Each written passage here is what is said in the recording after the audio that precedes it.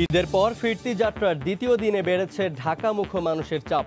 ঘাটে উপচে পড়া ভিড়, পথে পথে ভোগান্তি, সয়েই ফিরছেন কর্মজীবীরা। গার্মেন্টস থেকে করোনা কিট সহ কোটি কোটি টাকার সুরক্ষা সামগ্রী ক্রয়, চুক্তি ছাড়াই কিনেছেন সিএমএসডি পরিচালক। স্বাস্থ্য ঝুঁকির শঙ্কা। কদিন পরই বাজারে আসছে দিনাজপুরের সুস্বাদু লিচু। গরমে কাঙ্ক্ষিত ফলন না হওয়ায় লোকসানের শঙ্কা বাগান মালিক ও ব্যবসায়ীদের।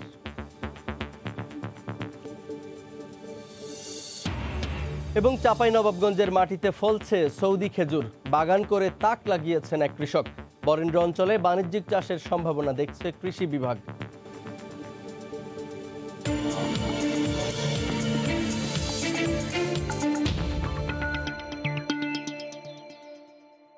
দেখছিলেন শিরোনাম। আমন্ত্রণ জানাচ্ছি দেশ ও দেশের বাইরের অর্থ বাণিজ্যের নানা খবর নিয়ে আমাদের নিয়মিত আয়োজন এ সময়ের বাণিজ্যে।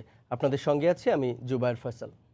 ঈদের পর ফিরতি যাত্রার দ্বিতীয় দিনে বেড়েছে ঢাকামুখো কর্মজীবী মানুষের চাপ। সে খবর জানাতে মানিকগঞ্জের পাটুরিয়া ঘাট এলাকায় আছেন সহকর্মী ইউসুফ আলী এবং রাজধানীর গাবতলীতে আছেন রিপোর্টার কাজল আবদুল্লাহ। বিস্তারিত জানতে সরাসরি যোগ দিচ্ছি তাদের সঙ্গে। প্রথমেই যাব ইউসুফের কাছে। ইউসুফ। জুবাই, এটা তো পাটুরিয়া দৌলতদিয়া নোটে কিন্তু আসলে এটা কর্মস্থল মানুষের এটা এখন ঢল রয়েছে।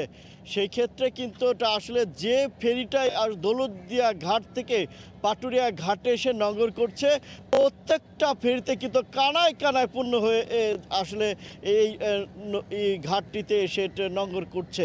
সেই ক্ষেত্রে এটা সামাজিক দূরত্ব বা এটা স্বাস্থ্যবিধি তার কোনো বালাই কিন্তু এর মধ্যে নেই। তো এটা সেই দিকে যদি দেখভালের জন্য যারা থাকার কথা আসলে কেউ সেটা নাই।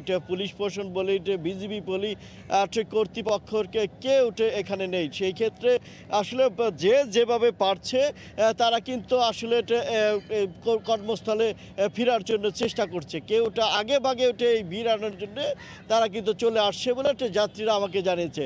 যাত্রীদের আরেকটা অভিযোগ রয়েছে, সেটা হচ্ছে যদি গণপরিবহন ছাড়া হতো তাহলে কিন্তু তাদের দাবি রয়েছে যে গণপরিবহন যদি ছাড়া হয় তাহলে কিন্তু তাদের একদিকে অর্থ সাশ্রয় হবে, অন্যদিকে কিন্তু যে গাদাগাদির পরিমাণটাও কমে আসবে মহাসড়কে বলে তারা বলছে।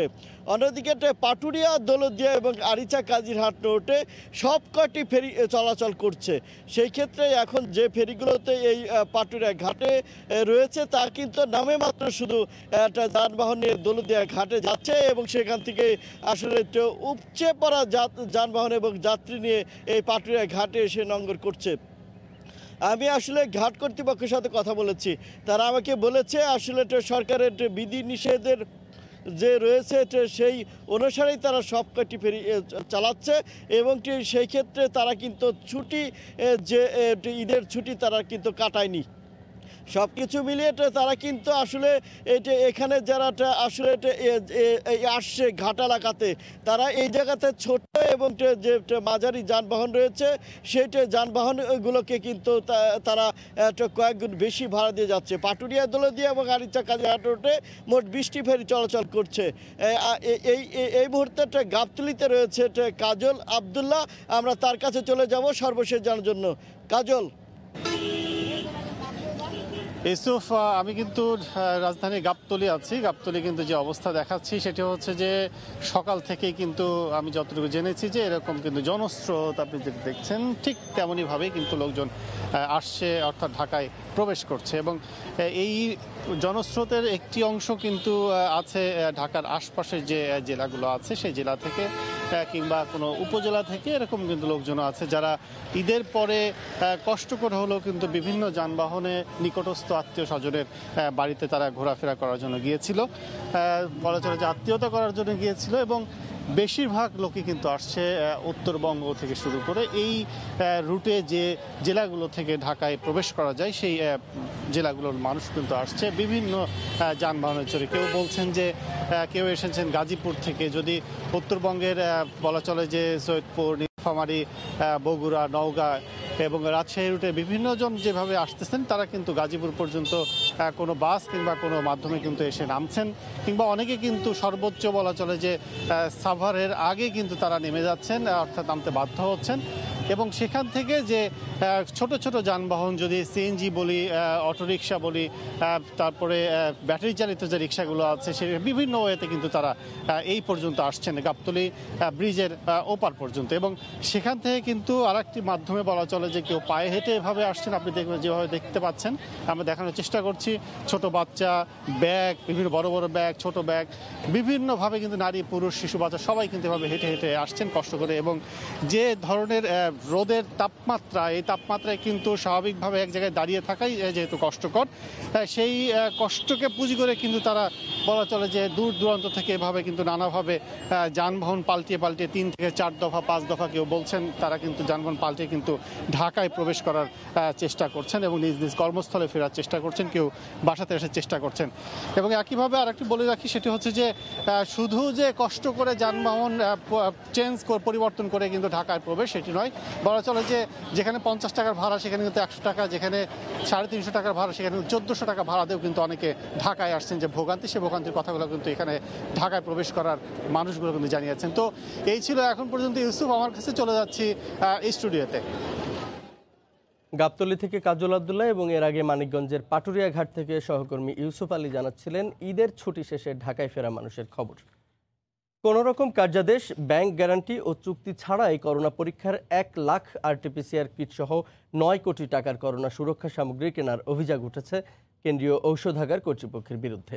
কোনো পূর্ব অভিজ্ঞতা না থাকলেও নিজের পছন্দের নাম সর্বস্ব মেডিকেল সরঞ্জাম সরবরাহকারী প্রতিষ্ঠান থেকে এসব সামগ্রী কিনেছেন সিএমএসডি পরিচালক।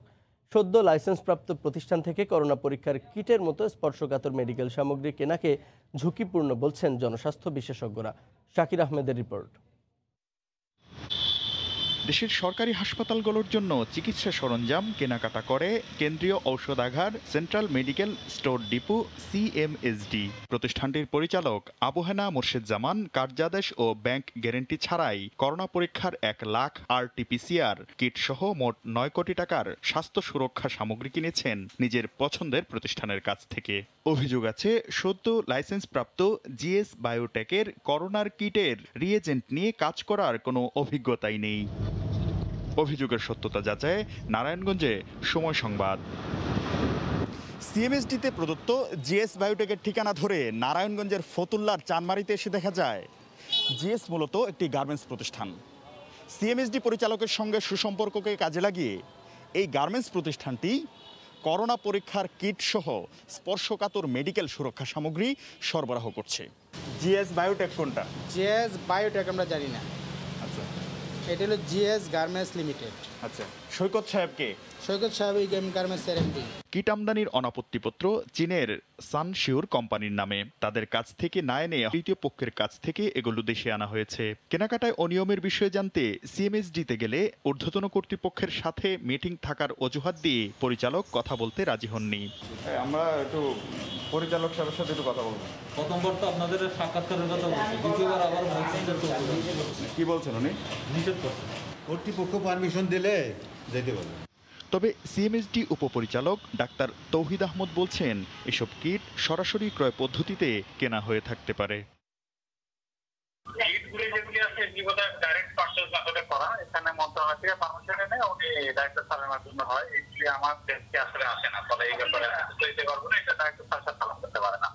অভিজ্ঞতাহীন এসব প্রতিষ্ঠান থেকে কিটের মতো স্পর্শকাতর মেডিকেল সামগ্রী ক্রয়কে ঝুঁকিপূর্ণ বলছেন জনস্বাস্থ্য বিশেষজ্ঞরা। ভবিষ্যতেও যদি এরকম নিম্নমানের জিনিসগুলো আছে, ঠিক একইভাবে এগুলো দৃশ্যমান না, সরাসরি আপনি বুঝতে পারবেন না, কিন্তু এতে জীবন হানি হচ্ছে, জীবন রিস্কে যাচ্ছে। শাকির আহমেদ, সময় সংবাদ, ঢাকা। ঈদ শেষে বাংলা বাজার শিমুলিয়া নৌরুট দিয়েও রাজধানীতে আসছেন কর্মজীবী মানুষ। পদ্মা পাড়ি দেওয়া মানুষের খবর জানাতে এই মুহূর্তে মুন্সিগঞ্জের শিমুলিয়া ফেরিঘাটে আছেন সহকর্মী নাসির উদ্দিন উজ্জ্বল। সরাসরি চলে যাচ্ছি তার কাছে। উজ্জ্বল, জুবায়ের, ঢাকামুখী যে মানুষের চাপ সেটি কিন্তু বেড়েই চলেছে। আপনাকে যদি আমি একটু দেখাতে পারি যে এইমাত্র ফেরি কিশোরী এখানে এসে ভিড়েছে 2 নম্বর ঘাটে, কিন্তু সেখানে আমরা দেখছি যে ফেরি থেকে নামার প্রস্তুতি নিচ্ছেন লোকজন। আমি যদি আপনাকে একটা পরিসংখ্যান জানাই যে গতকাল এখানে কিন্তু 18টি যে ফেরি চলাচল করেছে, এর মধ্যে এই শিমুলিয়া ঘাট থেকে ছেড়ে গেছে 93 বার, আর বাংলা বাজার থেকে ছেড়ে এসছে কিন্তু 91 বার। এতে আমাদের যে পরিসংখ্যান সেখানে দেখা গেছে 5000 বিভিন্ন ধরনের যানবাহন পারাপার করা হয়েছে। এর মধ্যে প্রায় 1800 পার হয়েছে এই শিমুলিয়া প্রান্ত থেকে, আর 3200 পার হয়েছে কিন্তু বাংলা বাজার ঘাট থেকে। তার মানে এখানেই বোঝা যাচ্ছে যে ঢাকামুখী যে যানবাহনের চাপও বেশি রয়েছে। এবং এখানে তারা যে তথ্যটি আমাদেরকে দিয়েছেন যে গতকাল যে সারাদিনে তারা যানবাহন পার করেছেন তাতে রাজস্ব আয় হয়েছে 27,31,000 টাকারও বেশি। তার মধ্যে কিন্তু বেশিরভাগ আয় হয়েছে প্রায় 16 লাখ টাকার মতো বাংলা বাজার প্রান্ত থেকে, আর প্রায় 11 লাখ টাকা আয় হয়েছে কিন্তু শিমুলিয়া প্রান্ত থেকে। কিন্তু এইগুলো এই যে হিসাব, এর মধ্যে কিন্তু যারা যাত্রী তাদের পরিসংখ্যানটি নেই, কারণ যাত্রীদের টাকা কিন্তু ফেরি কর্তৃপক্ষ নিচ্ছে না, জনপ্রতি 25 টাকা আদায় করছে একটি ইজারাদার প্রতিষ্ঠান। তারা কিন্তু অস্বাভাবিক এই আয় করছে এই করোনার এই যে একমাত্র বাহন ফেরি থাকবার কারণে, এবং এই করোনা সংক্রমণ ঝুঁকিতে যে গাদাগাদি করে পার হচ্ছে এবং যাত্রীদের যে ন্যূনতম কোনো স্বাস্থ্যবিধি মানা হচ্ছে না, এবং এই প্রচন্ড দাবদাহে খোলা আকাশের নিচে যে তারা দাঁড়িয়ে আসা যাওয়া করছেন, সেটি কিন্তু কোনোভাবেই কোনো যাত্রী সন্তুষ্ট না। তারা কিন্তু ক্ষোভ প্রকাশ করছেন। এবং পাশে যে 1 নম্বর ঘাট, সেখানে আমরা লক্ষ্য করছি ফেরি কুমিল্লা এসে নোঙর করেছে, সেখানে কিন্তু অনেক লোক ঝুলে আছে, যে এত বেশি গাদাগাদি করে তারা কিন্তু টিকে থাকতে পারছে না। তো এই যে প্রচন্ড গরমে এইভাবে যাত্রী পারাপার কিন্তু আসলে এটা কোনোভাবে গ্রহণযোগ্য না, এবং যে কোনো সময় দুর্ঘটনা ঘটতে পারে, এবং অনেকে কিন্তু ইতিমধ্যে অসুস্থ হয়ে গেছেন। এবং এই যে শিমুলিয়া ঘাটে যারা যাত্রীরা এসছেন কর্মমুখী যাত্রী, তারা রাজধানী ঢাকায় যাওয়ার জন্য তারা কিন্তু এই ঘাটে এসে যে পর্যাপ্ত পরিবহন সেটি তারা পাচ্ছেন না। তারা ভেঙে ভেঙে যাচ্ছেন, এবং এখান থেকে যে ছোট কিছু বাস চলাচল করে ঢাকায়, সেগুলো চলাচল করছে, কিন্তু সব জায়গায় কিন্তু অতিরিক্ত ভাড়া আদায় করা হচ্ছে। তো এই ছিল এই যে ঈদ শেষে যে রাজধানীমুখী মানুষের সর্বশেষ খবর শিমুলিয়া ঘাট থেকে। জুবায়ের। ঈদের ছুটি শেষে ঢাকামুখী মানুষের নানা ভোগান্তির কথা জানাচ্ছিলেন মুন্সিগঞ্জের শিমুলিয়া ঘাট থেকে সহকর্মী নাসির উদ্দিন উজ্জ্বল। হিলির 0 পয়েন্টেও অস্থায়ী শেড নির্মাণে বিএসএফ এর বাধার 20 ঘন্টা পর আবারও আমদানি রফতানি শুরু হয়েছে। এ বিষয়ে বিস্তারিত জানাতে ইমিগ্রেশন চেকপোস্ট এলাকায় আছেন সহকর্মী শফিকুল ইসলাম শফিক। সরাসরি যাচ্ছি তার কাছে। শফিক। ধন্যবাদ জুবাইর। গত 20 ঘন্টা পর কিন্তু হিলস্থল বন্দর দিয়ে আমদানি এবং রপ্তানি শুরু হয়েছে। আপনাকে একটু জানিয়ে রাখি যে গতকালকে এখানে স্থায়ীভাবে ব্যবসায়ীদের পক্ষ থেকে বিএসএফ ভারতের ব্যবসায়ী অনুমতি কর্মে কিন্তু একটা অস্থায়ী ঘর নির্মাণ করতে গিয়েছিল এখানকার যে প্রশাসনের পক্ষ থেকে। ঘরটা যারা বন্ধ করে দেওয়ার পর গতকাল 3:30টার পর কিন্তু এখানে আমদানি এবং রপ্তানি বন্ধ করে দেয় এখানকার ব্যবসায়ীরা। তো আজকে সকাল থেকে কয়েক দফায় মিটিংয়ের পর আজকে কিন্তু মিটিংয়ের পর এখানে একটা অস্থায়ী ঘর নির্মাণের অনুমতি দিয়েছে ভারতীয় বিএসএফ অনুমতি দেওয়ার পরেই কিন্তু এখানে মূলত আমদানি রপ্তানি দুটাই শুরু হয়েছে।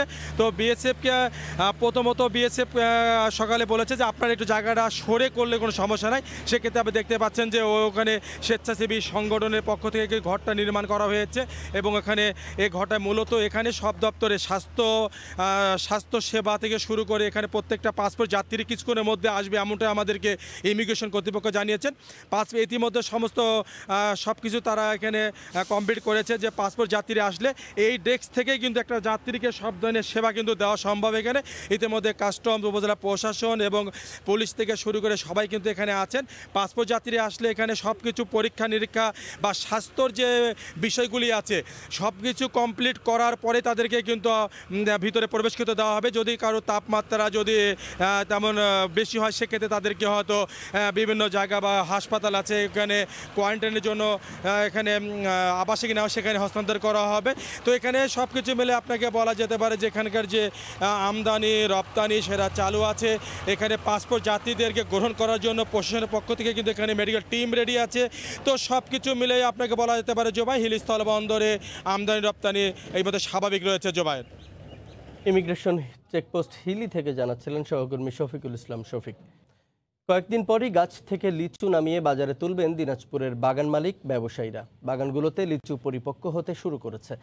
তবে প্রচণ্ড গরমে কাঙ্ক্ষিত ফলন না হওয়ায় আর্থিক ক্ষতির মুখে বাগান মালিক আর আগাম বাগান কেনা লিচু ব্যবসায়ীরা। এ অবস্থায় লক্ষ্যমাত্রা পূরণ না হওয়ার আশঙ্কা কৃষি বিভাগেরও। গোলাম নবী দুলালের তথ্য ও মঞ্জিদ আলম শিমুলের ছবি নিয়ে রিপোর্ট।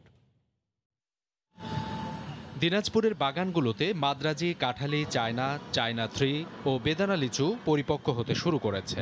বৃষ্টির অভাব এবং প্রখর রোদে লিচুর জ্বলে গেছে রং, পরিপুষ্টতা সেভাবে হচ্ছে না। এবার প্রতিকূল আবহাওয়ায় বিপর্যয়ের মুখে পড়েছে লিচুর ফলন।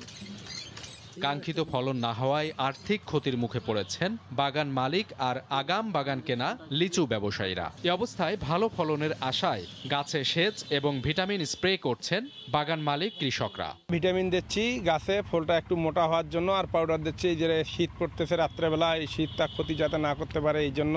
এবার বৃষ্টি না হওয়ার কারণে ফলন এবার কম।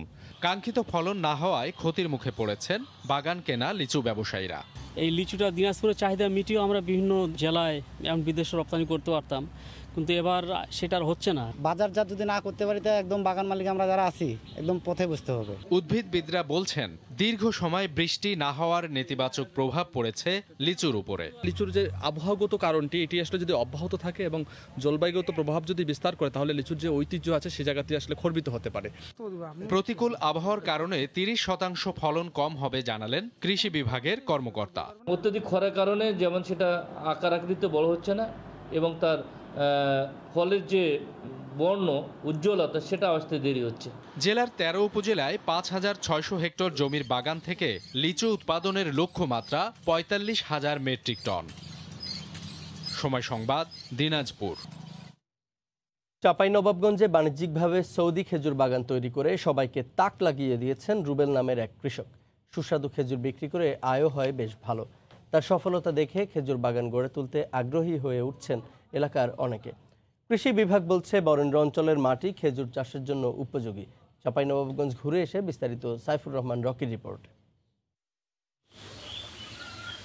চাঁপাইনবাবগঞ্জের বরেন্দ্র এলাকা নাচল উপজেলার ভেরেন্ডি গ্রামের কৃষক রুবেল 2017 সালে সৌদি আরবে থাকা এক আত্মীয়ের মাধ্যমে 600 চারা গাছ সংগ্রহ করে বাড়ির পাশের 3 একর জমিতে গড়ে তোলেন খেজুর বাগান। মাত্র 2 বছরের মাথায় গাছে ফল এলেও এখন তা বেড়েছে কয়েক গুণ।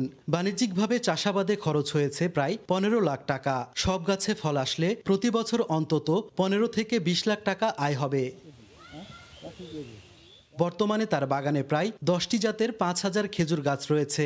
এর মধ্যে মরিয়ম, শুক্কারি, আম্বার, বারোহি, মেজদুর, নাগাল সহ কয়েক জাতের খেজুর রয়েছে। এবার 200 গাছে ফল এসেছে। মাস 2 পরই বাজারজাত করার উপযোগী হবে এসব গাছের খেজুর। প্রতিটি গাছে ফল আসে 1 মণ থেকে 5 মণ পর্যন্ত। 17 সালে এই চারা বাগানে লাগাই, 18, 19, 21 পর্যন্ত এখন পর্যন্ত বর্তমানে আমার বাগানে বেশ ভালো খেজুর। এক একটা গাছে সর্বনিম্ন 100 থেকে 150 কেজি, এমনকি 200 কেজিও ফলন পাবো। রুবেলের সাফল্য দেখে খেজুর বাগান করতে আগ্রহী হয়ে উঠেছেন গ্রামের অনেকে। আগ্রহীরা চারা গাছের পাশাপাশি নিচ্ছেন নানা পরামর্শ। যেহেতু এরা প্রথম উদ্যোক্তা, সেই হিসাবে তো এদের বাগানটা আর কি ভালো। দেখার পর আশেপাশে উদ্বুদ্ধ হয়ে পাশের গ্রামগুলো তো এটা চাষ শুরু করছে। বরেন্দ্রর উষ্ণ আবহাওয়া খেজুর চাষের জন্য বেশ সহায়ক বলে জানালেন এই কৃষিবিদ। এই বরেন্দ্র মাটিটা আমাদের মধ্যপ্রাচ্যের মাটির সাথে অনেকটা মিল আছে, সেই জন্য এই এলাকাতে খেজুরটা সম্প্রসারিত হচ্ছে। ব্যাপক চাহিদা থাকায় বাগানের প্রতি কেজি খেজুর বিক্রি হয় 2 থেকে 2,500 টাকায়। সাইফুর রহমান রকি, সময় সংবাদ, চাঁপাইনবাবগঞ্জ। মুন্সিগঞ্জের আলদির বিখ্যাত মাঠা ঘিরে এখন ব্যাপক সাড়া। খাঁটি দুধের এই মাঠা বিক্রি করে দেশব্যাপী খ্যাতি পেয়েছেন কমল ঘোষ। এর স্বাদ নিতে রাজধানী সহ দেশের বিভিন্ন স্থান থেকে প্রতিদিন ছুটে আসেন অজস্র মানুষ। আবু সাইদের তোলা ছবিতে বিস্তারিত নাসির উদ্দিন উজ্জ্বলের রিপোর্টে। ভোরের আলো ফুটতেই মাঠা পিপাসুদের ভিড়। খাঁটি মাঠার স্বাদ নিতে মুন্সিগঞ্জের আলদি বাজারে ছুটে আসছেন লোকজন। আসছেন রাজধানী ঢাকা ও নারায়ণগঞ্জ সহ দেশের বিভিন্ন স্থান থেকে।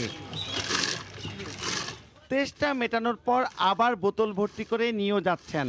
স্বাদে বৈচিত্র্য এবং খাঁটি দুধের হওয়ায় আলদির মাঠার কদর বেশি।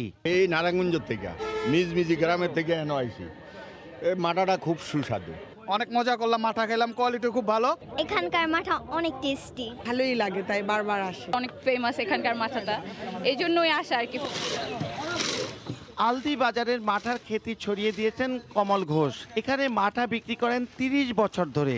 খাঁটি দুধের টক দই, সেই দইয়ে বরফখণ্ড, লবণ আর সামান্য চিনি মিশিয়ে কমল নিজ হাতে তৈরি করেন এই মাঠা। প্রায় 30 বছর ধরে আমি এটা বিক্রি শুরু করছি।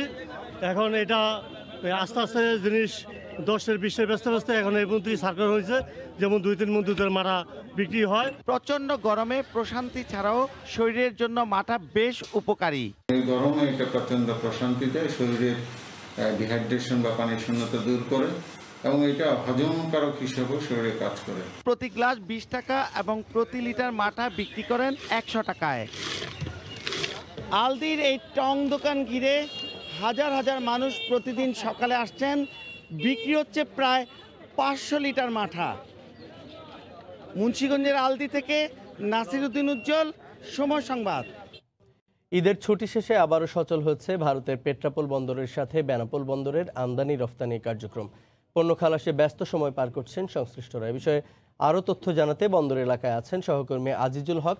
সরাসরি যোগ দিচ্ছি তার সঙ্গে। আজিজ, ধন্যবাদ জুবাইর আপনাকে।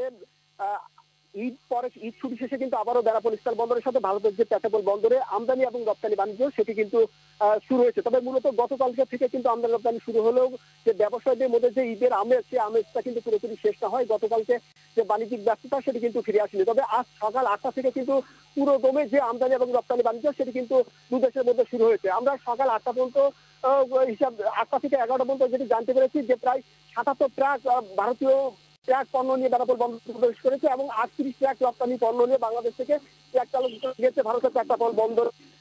বেনাপোল বন্দর অভ্যন্তরে যে কাস্টম বন্দর সিএনএফ এবং যে শ্রমিকরা যা পণ্য খালাসের যে আনুষ্ঠানিকতা, সেই আনুষ্ঠানিকতা পার করতে কিন্তু ব্যস্ত সময় কাটাচ্ছেন। অর্থাৎ সকাল থেকে কিন্তু আমরা দেখতে পেয়েছি যে ভারতের পেট্রাপোল বন্দর থেকে যে ওয়াগান, রেল ওয়াগান সেটি কিন্তু পণ্য নিয়ে বেনাপোল বন্দরে প্রবেশ করেছে এবং ট্রাক চালকরা কিন্তু একই সাথে পণ্য নিয়ে আসছে বেনাপোল বন্দরে।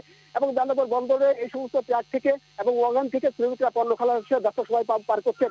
আমরা কথা বলেছি বন্দর কর্তৃপক্ষের সাথে। বন্দর কর্তৃপক্ষ আমাদেরকে জানিয়েছেন যে আজ থেকে একেবারে স্বাভাবিক যে আমদানি রপ্তানি বাণিজ্য সেটি কিন্তু শুরু হয়েছে। ব্যবসায়ীরা যদি দ্রুত যে পণ্য খালাসা নিতে চান তার জন্য সংশ্লিষ্ট সবাইকে কিন্তু বিশেষভাবে নির্দেশনা দেওয়া আছে। আপনাকে যদি বেনাপোল স্থল বন্দরের এলাকার যে করোনা পরিস্থিতির কথা যদি আপনাকে বলি, আপনি জানেন সবচেয়ে ঝুঁকিপূর্ণ এলাকা কিন্তু আমাদের বেনাপোল স্থল বন্দর। কিন্তু এই বেনাপোল স্থল বন্দরের পণ্য প্রবেশদ্বারে আমরা কিছুটা স্বাস্থ্যবিধি দেখতে পেলেও আমরা কিন্তু বন্দর এলাকায় আমরা দেখতে পেয়েছি এখানে তেমন কোনো স্বাস্থ্যবিধি নেই। অর্থাৎ করোনা সংক্রমণের মারাত্মক কিন্তু ঝুঁকি এখানে রয়ে গেছে। তো আমরা কথা বলছি বন্দর কর্তৃপক্ষের সাথে। বন্দর কর্তৃপক্ষ আমাকে জানিয়েছেন যে সবাই যেন স্বাস্থ্যবিধি মেনে আমদানি এবং রপ্তানি বাণিজ্য পরিচালনা করেন, তার জন্য আবারও বিশেষভাবে নির্দেশনা দেওয়া হবে। তো এ ছিল বেনাপোল স্থল বন্দর থেকে ঈদ শেষে যে আমার আমদানি এবং রপ্তানি বাণিজ্য শুরু হয়েছে তার সর্বশেষ। হয়চাল। ছুটি শেষে কর্মচঞ্চল বেনাপোল বন্দরের খবর জানাচ্ছিলেন সহকর্মী আজিজুল হক।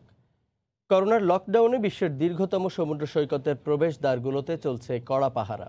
সৈকতে প্রবেশ করতে পারছেন না দর্শনার্থীরা, তাই দর্শনার্থী এখন ছুটে যাচ্ছেন মেরিন ড্রাইভ সড়ক ও সড়ক সংলগ্ন সৈকতে। আরও জানাচ্ছেন সুজাউদ্দিন রুবেল।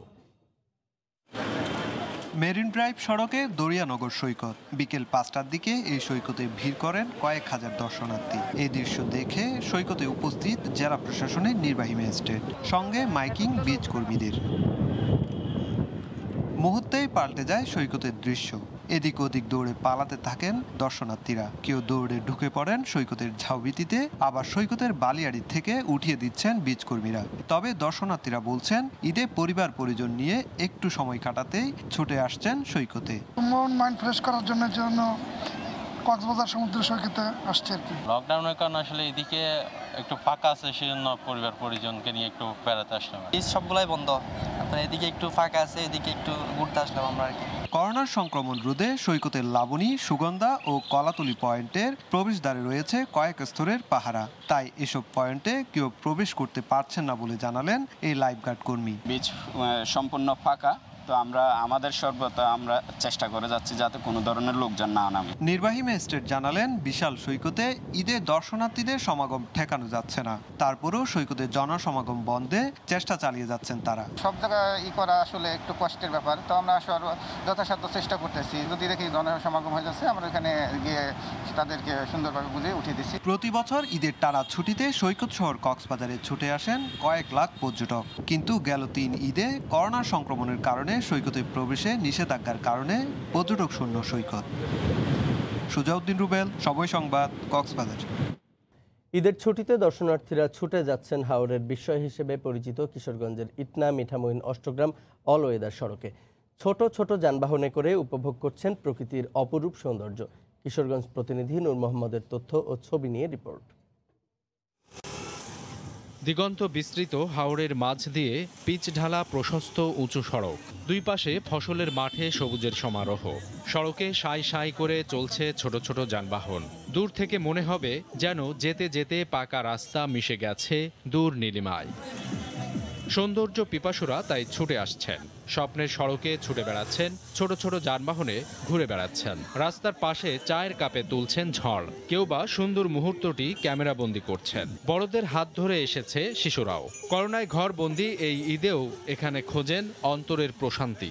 খুবই ভালো লাগছে, ঘোরাঘুরির পরিবেশটা খুব সুন্দর। আমি এখানে ঘুরতে আসছি আমার বাবা মার সাথে, সুন্দর একটা জায়গা হয়েছে, তো খুব ভালো লাগে এখানে আসতে। সারা বছর চলাচল উপযোগী সম্মোহন জায়গা নিয়ে এই সড়কটি কমিয়ে দিয়েছে যোগাযোগের দূরত্ব, সৃষ্টি করেছে কাজের সুযোগও। এই রাস্তাটা হওয়াতে আমাদের মতন যারা শিক্ষিত বেকার আছে এরা মনে করেন যে আপাতত আমরা অটো মিশুক চালিয়ে আমাদের জীবিকা নির্বাহ করতেছি। ঘোরা দেয়া পিঠের উঠলে সময় কেউ 20 টাকা দেয়, কেউ 30 টাকা দেয়। রাষ্ট্রপতি মোহাম্মদ আব্দুল হামিদের একান্ত ইচ্ছায় নির্মিত এই সড়কটিকে ঘিরে হাওরে পর্যটন শিল্পের বিকাশে নানা উদ্যোগের কথা জানালেন রাষ্ট্রপতির ছেলে রেজওয়ান আহমদ তৌফিক এমপি। আমরা হাওরে কিছুই করব না, আমরা মিঠামইন হইতে পারে অষ্টগ্রাম অথবা ইটনাতে, ইটনা সদরে আমরা যে কোনো ধরনের হোটেল মোটেল এগুলো যদি হয় তাহলে পর্যটকরা এসে এখানে ঘোরাঘুরিও করতে পারবে এবং থাকতেও পারবে। গত বছরের 8 অক্টোবর 874 কোটি টাকা ব্যয়ে ইটনা মিঠামইন ও অষ্টগ্রাম উপজেলাকে সংযুক্ত করে নির্মিত অল ওয়েদার সড়কটি উদ্বোধন করেন প্রধানমন্ত্রী শেখ হাসিনা। সময় সংবাদ, কিশোরগঞ্জ। নওগাঁর পাহাড়পুর বৌদ্ধ বিহার দেখতে হাজারো দর্শনার্থীর ঢল নেমেছে। করোনার কারণে বন্ধ থাকলেও প্রাচীরের বাইরে বিনোদনপ্রেমী মানুষের ব্যাপক উপস্থিতি।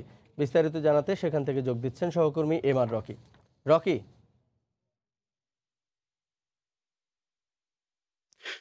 ধন্যবাদ ফয়সাল। ঐতিহাসিক পাহাড়পুর বৌদ্ধ বিহার যুগে যুগে মানুষের কাছে একটা রহস্যের আধার হয়ে রয়েছে। নওগাঁর এই পাহাড়পুর বৌদ্ধ বিহারের সাধারণ মানুষের ভিতরে কিন্তু এক ধরনের কৌতূহল এবং ঈদের দ্বিতীয় দিন থেকে প্রথম দিন কিন্তু ব্যাপক লোকের উপস্থিত ছিল। আস্তে আস্তে লোকের উপস্থিতি কিন্তু এই ভিতরে ঢোকার সুযোগ নেই। এখানে কিন্তু গত 2রা এপ্রিল থেকে এই করোনার কারণে এই পাহাড়পুর বৌদ্ধ বিহার কিন্তু বন্ধ ঘোষণা করা হয়েছে। বন্ধ ঘোষণার পর মানুষের যে বিনোদনের আকাঙ্ক্ষা তা কিন্তু জানার জন্য অনেকেই আসছেন ঈদের এই প্রথম থেকেই। তারা কিন্তু বাইরের আশপাশের যে জায়গাগুলি রয়েছে সেই জায়গাগুলোতে ঘুরে তারা দেখছেন এবং এই পাহাড়পুরের যে নান্দনিক দৃশ্য বা নান্দনিকতা এবং ইতিহাস জানার তারা কিন্তু চেষ্টা করছেন। একটু ইতিহাস জানিয়ে রাখি, 770 থেকে 810 খ্রিস্টাব্দের মধ্যে দ্বিতীয় ধর্মপাল রাজা এই বিহারটি কিন্তু প্রতিষ্ঠা করেছিলেন এবং 1934 সালে এই বিহার পুনঃখননের মাধ্যমে কিন্তু আবিষ্কার করা হয়েছিল এবং এই আবিষ্কারের পর থেকেই বিহারটির কিন্তু সমতল থেকে প্রায় 75 ফুট উঁচু, আমার পিছনে লক্ষ্য করছেন এই যে পাহাড়ের আকৃতি নেওয়া, এটা কিন্তু যুগ যুগ ধরে মানুষের কাছে এক ধরনের রহস্যের আধার হয়ে রয়েছে এবং এখানে কিন্তু 177টি বৌদ্ধ ভিক্ষু কক্ষ রয়েছে। এই বৌদ্ধ ভিক্ষু কক্ষগুলোতে কিন্তু সে সময় বৌদ্ধ ভিক্ষুরা ধ্যান এবং জ্ঞান চর্চা করছেন এবং আরেকটি বিষয় জানিয়ে রাখি, শ্রীজ্ঞান অতীশ চন্দ্র দীপঙ্কর তিনি কিন্তু এই পাহাড়পুর বৌদ্ধ বিহারে এসেছিলেন এবং তিনি এই বৌদ্ধ ভিক্ষুদের কিন্তু জ্ঞান চর্চার জন্য তিনি শিক্ষকতা করেছেন, এমন ইতিহাস কিন্তু ঐতিহাসিকভাবে আমরা পেয়ে থাকি। তবে এই বৌদ্ধ ভিক্ষু কক্ষ এবং ইতিহাসের যে অন্যতম নিদর্শন পাহাড়পুর বৌদ্ধ বিহার যুগে যুগে মানুষের কাছে আধার হয়ে রয়েছে রহস্যের এবং দেশ বিদেশ থেকে কিন্তু অসংখ্য মানুষ প্রতি বছরই এসে থাকেন এবং ঘুরে ঘুরে তারা কিন্তু এই ইতিহাস জানার চেষ্টা করেন। তবে গেল এই করোনা কারণে কিন্তু 2 এপ্রিলের পর বন্ধ থাকার পর কিন্তু মানুষের সরাসরি এখানে ঢোকার সুযোগ নেই, কিন্তু বাইরে থেকে তারা কিন্তু কিছুটা উপভোগ করছেন, অনেকেই ভিড় করছেন এবং দুপুরের পর থেকে কিন্তু প্রচুর পরিমাণের এই ঈদে বিনোদন প্রেমী মানুষরা এখানে এসে থাকেন। তো ফয়সাল, এই ছিল নওগাঁর পাহাড়পুর বৌদ্ধ বিহারের ঈদ প্রেমী মানুষের খবর আমার কাছে। ঈদ পরবর্তী বিনোদনে পাহাড়পুর বৌদ্ধবিহারের খবর জানাচ্ছিলেন সহকর্মী এমআর রকি। এ সময়ের বাণিজ্যের শীর্ষ সংবাদগুলো জানিয়ে দিচ্ছি আরও একবার। ঈদের পর ফিরতি যাত্রার দ্বিতীয় দিনে বেড়েছে ঢাকামুখী মানুষের চাপ, ঘাটে উপচে পড়া ভিড়, পথে পথে ভোগান্তি সয়েই ফিরছেন কর্মজীবীরা। গার্মেন্টস থেকে করোনা কিট সহ কোটি কোটি টাকার সুরক্ষা সামগ্রী ক্রয়, চুক্তি ছাড়াই কিনেছেন সিএমএসডি পরিচালক, স্বাস্থ্য ঝুঁকির শঙ্কা। এবং কদিন পরই বাজারে আসছে দিনাজপুরের সুস্বাদু লিচু, গরমে কাঙ্ক্ষিত ফলন না হওয়ায় লোকসানের শঙ্কা বাগান মালিক ও ব্যবসায়ীদের।